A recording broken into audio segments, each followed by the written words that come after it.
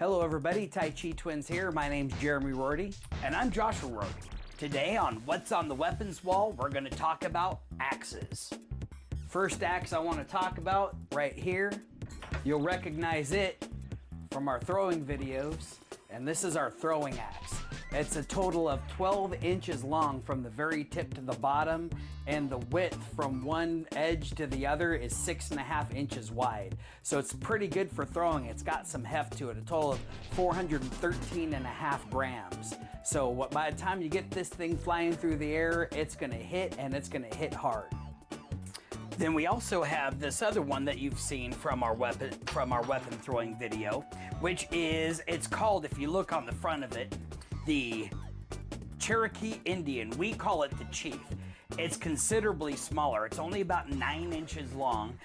The edge itself is only about maybe 2.5 inches long, with the width of about 4.5, 4 3/4. So it's a lot smaller, even 251 grams. So it's about half the weight as the silver throwing axe. This one, if I show you the handle, you'll notice it used to have wood scales on it.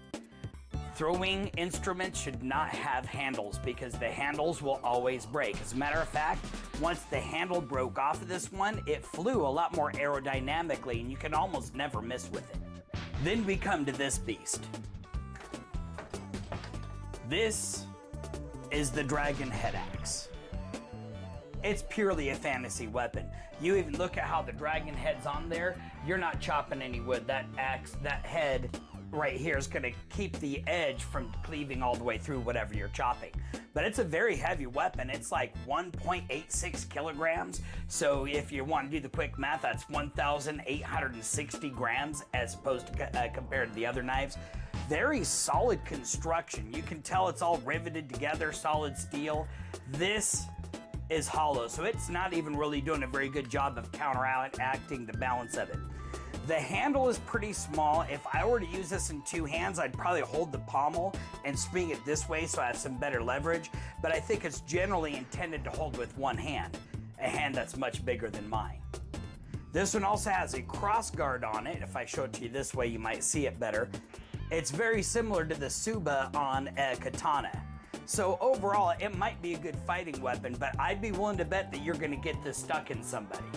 The history of the axe is pretty simple, especially peasants when they had to go into war. They didn't have a whole bunch of money to spend on buying a new sword. You could imagine buying a sword back then would be like buying a brand new car today. So what they would typically do is they would go into battle with the tools that they had at hand right there on the farm, in this case an axe. Has a lot of weight to it. The advantage is not only could it cleave off arms and heads and legs, but you could also use it to seriously damage heavy armor. Now let's see how well they'll throw. First, let's check out the silver axe. Of the two throwing axes, this one has the longer edge. Does that affect how well it sticks? The nature of no-spin throwing is to have the tip of the knife fly directly at the target. Thanks to the prongs on the top of this axe, it makes it very easy to stick that way. Even when this axe sticks by the edge, you'll notice it's more at the tip of the edge. So the length of the edge doesn't really matter. Just look at how much force is generated from this over 400 gram axe. Now let's check out the Chief axe. Being the smaller of the throwing axes, will it stick as well? The advantage of throwing axes is that a majority of the mass is at the top of the weapon. This is especially helpful with no-spin throws. Notice again that the tendency is for the weapon to stick with the tip of the edge instead of the edge itself. Because of how far the tip of the edges extend, it'll stick on the end even without a spike.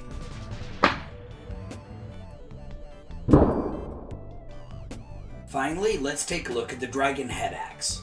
This one is completely a fantasy weapon, so I fully expect it to fall apart as we throw it. The problem with this axe is that the handle is so heavy that even when it sticks, the weight of it pulls it right out of the target. After just a couple of throws, the axe is already broken. The pommel being just an empty ball sheared right off of the end. It looks like the head of the axe was attached only with epoxy. It wasn't even attached with a pin. On top of that, the axe was so heavy that it broke our target. We'll still be able to fix it, but we're going to need a heavier target to be able to handle these heavier weapons. This target was donated to us by a friend of ours, Bradley. He's been a Tai Chi student of ours for a long time. He's also the owner of TikTok Taxi. If you need a ride around the Rogue Valley, give him a call and he'll hook you up. This target's already received over 1,000 sticks, but we just soaked it down and all the holes sealed right up. It's a good idea to add a little bit of bleach to the water to avoid mold and mildew. That was some pretty good impact. Looks like it's definitely a sturdier target. Even when the blade sticks, the weight of the handle will pull it right out of the target. Here's the line we use to measure our distance for the single rotation on the throwing axes. Look at where I'm stepping for the single rotation on this longer axe. Obviously, the length of the weapon does affect the distance of the single rotation. With the extra power from rotational throwing and the fact that the axe is sticking vertically, it's now staying in the target. Obviously, these axes throw very well because that's their design, and if you've seen our previous videos on throwing, you've already seen how well these are throw. But as far as a little bit of commentary, it was almost impossible to get this throwing axe to not stick. Pretty much any way you threw it, it was going to hit. Every once in a while, rare occasions, it would hit the handle first, but it would still carry that axe right into the target. So as far as throwing weapons and getting it to stick, this is the best one I've used so far. This being a double-headed axe and the shape of the edge of it, if it hit those corners or straight on the top, this stuck very well too. It was also a very rare occasion we could not get this to stick. And again, with the Chief, it used to have a handle on it, and I think the handle was throwing off the weight, and I'd always have a hard time sticking it until the handle broke off. And now it's one of the best axes we have, especially compared to this one. Now you were able to see, we were able to get it to stick a couple of times, but the weight of the handle was so much that it would just pull it right back out of its position. The one time we were able to get it to stick was when it was doing the rotational and it stuck straight up and down, and now the weight is pulling the axe in a downward motion. And now you look at the poor axe, the handle is totally frayed. I mean, it wasn't really meant to be a combat handle anyway. So I think the axe part is very strong. If anything, I might just take the whole handle off and put my own handle on it. So even though maybe it won't stick all the time, even if it doesn't stick, this thing's still gonna hurt. With so many weapons left on the weapons wall, which one would you like us to showcase next? Leave a comment down below.